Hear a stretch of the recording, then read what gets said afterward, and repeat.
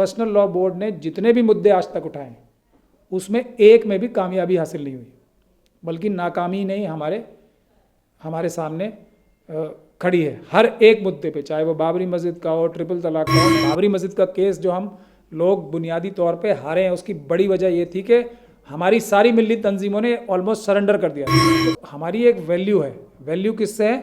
Muslim community की वजह से, उनकी ताकत से, वरना कोई पर्सनल लॉ बोर्ड को नहीं पूछेगा, ना सरकार ना कोई और। तो क्यों इतना खर्चा सिर्फ लीगल कार्रवाई पे हो रहा है? और लीगल कार्रवाई का नतीजा पूरी दुनिया के सामने पर्सनल लॉ बोर्ड ने किस मुकदमे में कितनी सफलता प्राप्त की है, ये आप लोग पूरी दुनिया जानती है। मेरा कहना ये था कि पर्सनल लॉ बोर्ड एक बड़ी तंजीम है, उसको मुल्क की हिफाजत के लिए और कमज़ोर तबकात जो है उसकी हिफाजत के लिए पेशकदमी करनी चाहिए। मुझे सिर्फ एक तो बात कहने का मौका नहीं दिया गया, और उसके बाद ये वादा किया गया कि आप एक लेटर लिखो, आपके लिए स्पेशल एक मीटिंग बुलाई जाएगी, आपके मुद्दे इतने अहम तो हैं मगर इस मीटिंग में नहीं, आपके लिए एक अलग से मीटिंग बुलाई जाएगी। अब ये टालने वाली बात थी जो ऑफिस बेयरर्स हैं उनके, या सच में वो इस मेरे लेटर को इतनी सीरियसनेस देते हैं? मैं ये पूरी जिम्मेदारी के साथ कह रहा हूँ, जो बातें वहाँ डिस्कस हुई और यूपी में ही हुई, तो वो भी एंटी कन्वर्जन लॉ में एफआईआर बनती है। ये इतना कहबर देना कि हम जो है दावत देना हमारा मजहबी फरीज़ा है, हम दावत देंगे, ऐसा कहना भी जुर्म है।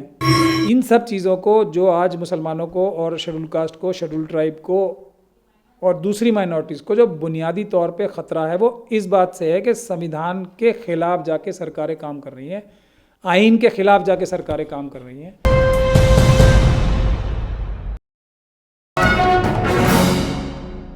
हालिया दिनों में कानपुर में all India Muslim personal law board का 27वां इजलास हुआ, जिसमें तमाम मेंबरान वहां पर पहुंचे और उसके साथ ही सबसे पहले बॉडी को लेकर एक पूरा डिस्कशन हुआ, और उसके बाद जो फैसले हुए वो सब आपने सोशल मीडिया के ज़रिए देख लिया होगा। बहुत सारे मेंबर्स जो हैं, 3 दर्जन के करीब मेंबर्स जो हैं वो एक्सपायर हो गए थे, उनकी वफ़ात हो गई थी, उनकी जगह दूसरे मेंबर्स लाए गए, और उसके अलावा पूरी बॉडी को रिस्ट्रक्चर किया। लेकिन उसके साथ ही जो मुद्दे उठाए गए, उससे शुरू में ही महमूद पराचा साहब भी मेंबर हैं मुस्लिम पर्सनल लॉ बोर्ड के, उनका एक लेटर सोशल मीडिया पर काफ़ी वायरल हुआ, जिसमें उन्होंने कई चीज़ों को उठाने की कोशिश की। हालांकि उसमें कई मुद्दे ऐसे थे जिनको लास्ट में जब प्रेस कॉन्फ्रेंस की गई आखिरी दिन, तो उसमें उन चीज़ों का जिक्र था। लेकिन सवाल ये पैदा होता है कि क्या सिर्फ जिक्र भर कर देने से मुसलमानों के मसाइल हल हो जाएंगे, और क्या इश्यूज़ हैं जिनको महमूद साहब ये चाहते हैं कि उनको प्रायोरिटी पर लेना चाहिए मुस्लिम पर्सनल लॉ बोर्ड को, क्योंकि मुस्लिम पर्सनल लॉ बोर्ड की तरफ लोगों की निगाहें ख़ासतौर से उस वक्त से जब बाबरी मस्जिद का केस आया था, उस वक्त से लोग उसकी तरफ अपनी निगाहें लगा करके देखते हैं, और एक बड़ी बॉडी मुसलमानों की मानी जाती है। महमूद साहब, किस तरह की चीज़ें थीं जो आपने अपने ख़त में उठाई थी, और वहाँ जा कर के क्या उस पर कोई डिस्कशन हुआ? देखिए, बुनियादी बात यह है कि जो हालात मेरे साथ ज़ाती तौर पे चल रहे हैं, दिल्ली के वायलेंस के केसेस हैं, और उसके बाद मुझे आसाम भी जाना पड़ा। गुवाहाटी में जो मोइनुल और जो एक 12 साल के बच्चे की जो हत्या हुई, पुलिस ने जो की थी वहाँ पे, वो केस मेरा वहाँ पे जाना था मुझे, उनका केस ही अभी फाइल नहीं हुआ है।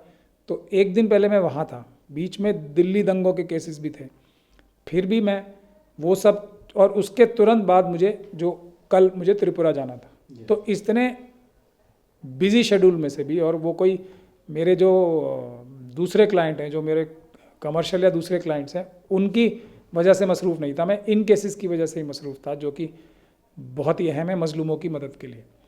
उसको भी तर्क करके, उसको भी एडजस्ट करके, मैं सिर्फ इस उम्मीद से गया था कि जो मैंने ओपन लेटर लिखा है उस पर गुफ्तगू कर पाऊँगा, पर्सनल लॉ बोर्ड के मेंबर्स से गुजारिश कर पाऊँगा कि अभी हम जो हालात चल रहे हैं मुल्क में, उसमें हम जो घर के अंदर हैं उन कमरों को बंटवारा आपस में बाद में कर लें, या कर भी पाएंगे या नहीं कर पाएंगे, लेकिन जो बाउंड्री है, बाउंड्री ही खतरे में है। बाउंड्री अगर तोड़ दी गई तो घर में कोई भी नहीं बचेगा।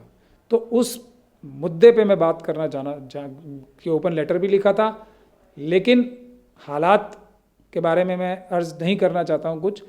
मुझे सिर्फ एक तो बात कहने का मौका नहीं दिया गया और उसके बाद ये वादा किया गया कि आप एक लेटर लिखो, आपके लिए स्पेशल एक मीटिंग बुलाई जाएगी, आपके मुद्दे इतने अहम तो हैं मगर इस मीटिंग में नहीं, आपके लिए एक अलग से मीटिंग बुलाई जाएगी। अब ये टालने वाली बात थी जो ऑफिस बेयरर्स हैं उनके, या सच में वो इस मेरे लेटर को इतनी सीरियसनेस देते हैं कि हमें सिर्फ रेजोल्यूशन ही पास नहीं करने, हमें सिर्फ ऐसी ही कार्रवाइयाँ नहीं करनी है कानूनी और दूसरी भी, जिनका नतीजा ये है कि आज अगर हम देखें तो पर्सनल लॉ बोर्ड ने जितने भी मुद्दे आज तक उठाए उसमें एक में भी कामयाबी हासिल नहीं हुई, बल्कि नाकामी नहीं हमारे सामने खड़ी है हर एक मुद्दे पे, चाहे वो बाबरी मस्जिद का हो, ट्रिपल तलाक का हो। मैं मुद्दे गिनवाना शुरू करूंगा तो सुबह से शाम हो जाएगी, जो जो मुद्दा उठाया गया हर में फेल। तो उसके लिए लेकिन अब तो है एग्जिस्टेंस की, यानी कि वजूद की बात आ गई है। जो बात दावत की बात करते हैं कि दावत हमारा बुनियादी मजहबी फरीज़ा भी है और हमारी आईनी गारंटी भी है, दावत के खिलाफ ही केस बना दिए गए, मतलब लॉ बना दिया गया, एंटी कन्वर्जन लॉ बना दिया गया। तो जड़ और बुनियाद, मतलब मैं ये पूरी जिम्मेदारी के साथ कह रहा हूँ, जो बातें वहाँ डिस्कस हुई और यूपी में ही हुई तो वो भी एंटी कन्वर्जन लॉ में एफआईआर बनती है। ये इतना कहबर देना कि हम जो है दावत देना हमारा मजहबी फरीज़ा है, हम दावत देंगे, ऐसा कहना भी जुर्म है। तो ये जब हालात हैं तो उसके बावजूद भी अगर हम कुछ ऐसी कार्रवाई नहीं करते, यही बात अब देखिए, अब वक्त बताएगा कि मुझे स्पेशल मीटिंग बुलाई जाती है मेरे मुद्दों के लिए। मैंने ये कहा है कि इस वक्त इतनी बड़ी बड़ी तंजीमें और पर्सनल लॉ बोर्ड एक ऐसी तंजीम है जो एक मुश्तरका फेस है, हर मसलक के लोग यहाँ मौजूद हैं, नुमाइंदे मौजूद हैं। हालांकि एक ख़ास मसलक को ज़्यादा तादाद में है वो मुनासिब नहीं है, ये भी एक मुद्दा है जिस पे हमें गौर करना चाहिए कि उनकी तादाद जो है बहुत ज़्यादा है, जबकि नंबर्स में वो उतने ज़्यादा नहीं है अगर परसेंटेज देखी जाए तो ये एक मुद्दा है। लेकिन अभी ये भी मुद्दा नहीं है, अभी तो सभी ख़तरे में है। तो कोई इफ़ेक्टिव स्ट्रैटेजी चॉक आउट करना और बुनियादी तौर पे अपना दायरा तो वसी करना। जब मैं वही कह रहा हूँ कि जब मज़हब मुसलमानों के ऊपर एग्जिस्टेंस की प्रॉब्लम आ गई है, कानून ऐसे बनाए जा रहे हैं, सरकार और जो आरएसएस है वो कसदन है इस बात पे कि किसी भी तरीके से हर चीज़ में, खाने पे, नमाज पढ़ने पे, मस्जिदों पे, कोई मस्जिद, बाबरी मस्जिद आखिरी मस्जिद नहीं है, ज्ञानवापी, और दूसरा आप देख ही रहे ना, एक हफ्ता ऐसा नहीं गुजरता जब कोई ना कोई उनकी शरारत ना हो। मथुरा पे होने वाला तो फिर जो पर्सनल लॉ है, जिसकी वजह से पर्सनल लॉ बोर्ड ये कहता है कि हम अपना दायरा जो महदूद है, तो जब अगर हम उस दायरे के अंदर भी कैसे काम कर पाएंगे जब हमारी दीवार ही नहीं रहेगी। तो ये जो बात थी मैं कहना चाहता था वहाँ पे। तो उसके लिए पर्सनली जितने भी मेंबर्स थे, हमारी जितने से भी बात हुई, ऑफिस बेयरर्स भी, उन्होंने कहा कि आपकी बात 100% ठीक है, हम सब लोग ख़तरे में और इसके ख़िलाफ़ हमें मजबूत कदम उठाना चाहिए। लेकिन मुश्तरका तौर पे वहाँ पे फैसला यही हुआ कि मेंबर्स चेंज कर लें, या मेंबर्स चेंज करने से क्या होगा, जो नए मेंबर्स भी बना लें, या फिर बोर्ड की नया ऑफिस जो है बनना चाहिए। इससे ऑफिस बना के क्या हो जाएगा। तो ये बुनियादी बात थी जो मैं समझता हूँ कि क्या क्या मुद्दे हैं अहम जिनको आप उठाना चाहते हैं और जिनके ऊपर चाहते हैं कि डिस्कशन हो और एक्शन लिया जाए। देखिए मैं सिर्फ इतना चाहता हूँ कि जिस चीज़ से हमें ख़तरा है हम उसकी बुनियाद तक जाएं। इन सब चीज़ों को जो आज मुसलमानों को और शेड्यूल कास्ट को, शेड्यूल ट्राइब को और दूसरी माइनॉरिटीज़ को जो बुनियादी तौर पे ख़तरा है वो इस बात से है कि संविधान के ख़िलाफ़ जाके सरकारें काम कर रही हैं, आइन के ख़िलाफ़ जाके सरकारें काम कर रही हैं और सबके साथ ज़्यादती कर रही हैं। ये शेड्यूल कास्ट, शेड्यूल ट्राइब और माइनॉरिटी कम्युनिटी, मुस्लिम, सिख, क्रिश्चियन, बौद्ध के साथ भी और ओबीसीज़ के साथ भी, ओबीसीज़ के साथ थोड़ा कम, लेकिन इन सब के साथ बहुत ज़्यादा। तो मेरा कहना ये था कि पर्सनल लॉ बोर्ड एक बड़ी तंजीम है, उसको मुल्क की हिफाजत के लिए और कमज़ोर तबकात जो है उसकी हिफाजत के लिए पेशकदमी करनी चाहिए, और वो इस तरह की तहरीक होनी चाहिए जो कि कानूनी लड़ाई भी लड़े और जो ज़मीनी सतह पे उतर के संविधान बचाने के लिए SC ST OBC और माइनॉरिटीज़ की, दूसरी माइनॉरिटीज़ के लोगों के साथ मिलकर तहरीक चलाए, रेजोल्यूशन पास ना करे। इस सरकार को किसी रेजोल्यूशन से कोई फ़र्क नहीं पड़ रहा। आप 1000 रेजोल्यूशन पास करते रहिए, मजम्मत करते रहिए, प्रेस कॉन्फ्रेंस कर रही है, कुछ फ़र्क नहीं पड़ रहा। ये तो किसान आंदोलन से एग्जाम्पल लेना चाहिए। ये तभी जागेंगे जब प्रोटेस्ट होंगे, पीसफुल प्रोटेस्ट होंगे। तो उसके लिए मैं चाहता था, वरना तो एक पुरानी कहावत है ही, आप नशिस्तम गुफ्तम बर्खास्तम, वही है वही हुआ। तो लेकिन मुझे उम्मीद है कि जल्दी, मैं लेटर भी लिख रहा हूँ जो मुझे कहा गया था तफसील से दोबारा, और उसके बाद एक स्पेशल मीटिंग होगी पर्सनल लॉ बोर्ड की, उसमें हम सिर्फ और सिर्फ यही बात करेंगे कि हम ये दिफाई काम कैसे कर सकें, और सिर्फ रेजोल्यूशन पास करके नहीं, केसेस लड़के नहीं। बाबरी मस्जिद का केस जो हम लोग बुनियादी तौर पे हारे हैं, उसकी बड़ी वजह ये थी कि हमारी सारी मिली तंजीमों ने ऑलमोस्ट सरेंडर कर दिया था, और एक माहौल, और जो RSS की तंजीमें थी उन्होंने एक ऐसा माहौल मुल्क में तैयार कर दिया था, प्रेस के माध्यम से भी और दूसरे तरीक़ों से भी, कि अगर उनके खिलाफ फैसला आ गया तो मुल्क में एक बहुत बड़ा प्रॉब्लम आ जाएगी, कत्ल व गारत हो जाएगी। और हमारी सारी तंजीमें जो थी वो चुप थी। तो इसका भी फ़र्क पड़ता है। और इसका बार बार कहलवाया जा रहा था कि एक्सेप्ट कर लेंगे जो भी। हाँ, ये सब एक बड़ी साजिश का हिस्सा है, जिस पे कभी इन्वेस्टिगेशन हुई तो बहुत चेहरे बेनकाब होंगे। लेकिन बुनियादी बात यह है कि अभी भी, दूसरी बात यह है कि पर्सनल लॉ बोर्ड जो है उसका, ये हम लोग जो मेंबर हैं और जो ऑफिस बेयर हैं, हमारी इज्जत बेइज्जती, या जो भी हम थोड़ा इज्जत ही मान लें, ऑफिस बेयर हैं पर्सनल लॉ बोर्ड के, या मैं मेंबर हूँ सिर्फ एक, तो हमारी एक वैल्यू है। वैल्यू किससे है? मुस्लिम कम्युनिटी की वजह से, उनकी ताकत से। वरना कोई पर्सनल लॉ बोर्ड को नहीं पूछेगा, ना सरकार ना कोई और। मुसलमानों को रिप्रेजेंट करते हैं, मुस्लिम कम्युनिटी को रिप्रेजेंट करते हैं, तो हमारे बॉसेस जो हैं मुस्लिम कम्युनिटी है, हम उनके बॉस नहीं हैं। हम उनकी वजह से हैं, वो हमारी वजह से नहीं है। तो हमें उनकी तवक्कात पे पूरा उतरने की जिम्मेदारी है, वरना उनको कान पकड़ के हमें बाहर निकालने का हक है। हमें किसी गलतफहमी में नहीं होना चाहिए कि मैं इतना बड़ा आलिम हूँ, या मैं कौन हूँ या कौन हूँ। हमारी ताकत, या मैं एक छोटा मोटा वकील हूँ, हमारी ताकत आती है, पर्सनल लॉ बोर्ड की ताकत आती है हमारी आवाम की वजह से। तो हम उनके मातहत हैं, वो हमारे नहीं हैं। तो ये भी बात, अपनी इज्जत, अपना वक़ार नहीं होना चाहिए, आगे होना चाहिए मिल्लत का और मजलूमों का वक़ार और इज़्ज़त। तो ये भी हमें सोचना पड़ेगा, और उसके लिए हमें पेशकदमी करनी पड़ेगी, चाहे कुछ भी हो जाए। यूनिफॉर्म सिविल कोड के ख़िलाफ़ भी रेजोल्यूशन पास किया गया, और उसके बारे में प्रेस कॉन्फ्रेंस में जिस तरह से बात हुई कि इसको एक्सेप्ट नहीं किया जाएगा, तो उस पर कहीं ना कहीं कुछ लोगों का ये कहना है कि इसका इस्तेमाल इलेक्शन के तौर पर बीजेपी कर सकती है, इलेक्शन के दौरान। जैसे वो नहीं करेंगे। अगर ये जो बुज़दिली की, मैं बार बार इस बात को कह रहा हूँ, जो ये मसलहतन और जो सुलह हुदैबिया की बात जो की जाती है बार बार मसलहतन बताने के लिए, उसमें जितनी इस्लामिक हिस्ट्री हम लोगों को आती है, हम तो बहुत गुनहगार लोग हैं और कम अक्ल हैं इस मामले में। सुलह हुदैबिया का जो मौका था वो तब था जब हज़रत सल्लल्लाहु अलैहि वसल्लम की बरतरी थी।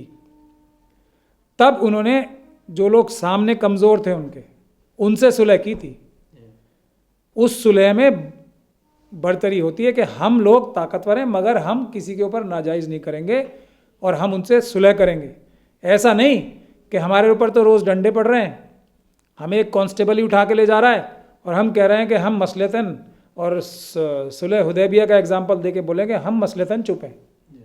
तो ये एग्ज़ाम्पल गलत है, बिल्कुल गलत एग्ज़ाम्पल है। और जो मसलतन बात की जाती है वो बुज़दिली का पर्यायवाची ना हो, बुज़दिली उसकी वजह ना हो, हिकमत हो तो अलग बात है। लेकिन इन सभी कारनामों में जो आज तक नज़र आ रहे हैं वो बुज़दिली नज़र आती है। हिकमत अमली जो है दूसरा लफ्ज़ बन गया बुज़दिली का। तो इसमें बुज़दिली की वजह से हिकमत नहीं होनी चाहिए। हिकमत होनी चाहिए अपने जो जायज़ मकासद हैं, जो आइनी और कानूनी मकासद हैं, जो हमारे हकूक़ हैं, उनको हासिल करने के लिए क्या दिमाग लगाया जाए, क्या हिकमत लगाई जाए। वो ये नहीं कि हम चुप रहेंगे तो हमारा कुछ फ़ायदा ज़्यादा होगा, ऐसा नहीं है। ऐसा, इससे नुकसान हो रहा है और ये हम रोज़ देख रहे हैं।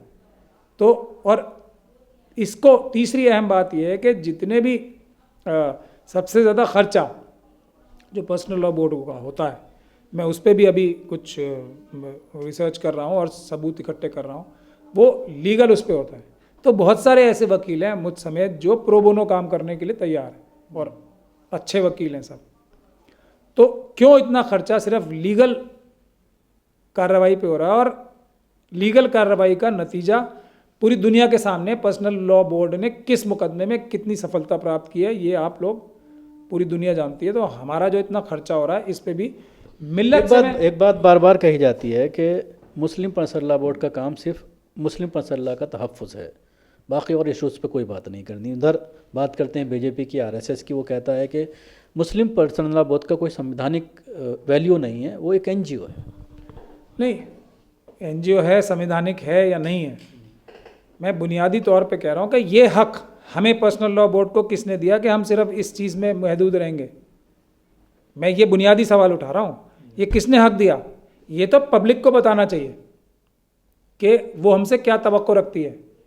हम मेंबर्स को और हमारे ऑफिस बेयरर्स को कोई भी हक हासिल नहीं है कि हम अपनी मर्जी से तय करेंगे जी हम तो ये काम करेंगे क्योंकि इसमें मैं सेफ हूँ और मैं यहाँ बढ़िया से अपनी सफ़ेद शर्ट पहन के बैठा हूँ, मेरे कोई दाग नहीं आएगा। तो ये गलत बात है। और मैं जो मुस्लिम कम्युनिटी है उससे भी गुजारिश करता हूँ, पुरजोर गुजारिश करता हूँ कि खड़े हों, सवाल करें पर्सनल लॉ बोर्ड से और दूसरी तंजीमों से कि आप क्यों नहीं कर रहे, क्योंकि हम और सारी तंजीमें आपसे हैं। हम जो हैं आपसे हैं, आप हमसे नहीं हो। हमें आपके इशारे पे काम करना है, हमें आपको अपने इशारों पे नचाना नहीं है। ये बुनियादी बातें समझनी पड़ेंगी, सवालात करने पड़ेंगे। एक एक जो हमारी तंजीमें हैं, चाहे मशावरत हो, चाहे पर्सनल लॉ बोर्ड हो, चाहे दूसरी दीगर तंजीमें हो, उनके मेंबरान को और मुस्लिम कम्युनिटी को सवाल करने चाहिए। मुस्लिम कम्युनिटी ये तय करेगी कि सिर्फ हम शरिया लॉ को प्रोटेक्ट करेंगे पर्सनल लॉ बोर्ड वाले, या हमारा दायरा वसी होना चाहिए। ये सिर्फ कम्युनिटी तय कर सकती है और किसी की कोई हैसियत नहीं। शुक्रिया महमूद पराचा साहब हमसे बात करने के लिए। जिस तरह से महमूद साहब ने बात की, ख़ासतौर से मुस्लिम पर्सनल लॉ की जो मीटिंग हुई है उसमें जिस तरह से एक लेटर आपके ज़रिए लिखा गया था और बहुत सारे उसमें इश्यूज़ उठाने की कोशिश की गई थी, लेकिन आपका कहना है कि वो मीटिंग में डिस्कस नहीं हुए, बल्कि ये कहा गया कि उसके लिए एक बाकायदा अलग से एक मीटिंग बुलाई जाएगी और उसमें उसको डिस्कस किया जाएगा। दिल्ली से कैमरा पर्सन नाजिम के साथ न्यूज़ मैक्स के लिए शकील अहमद।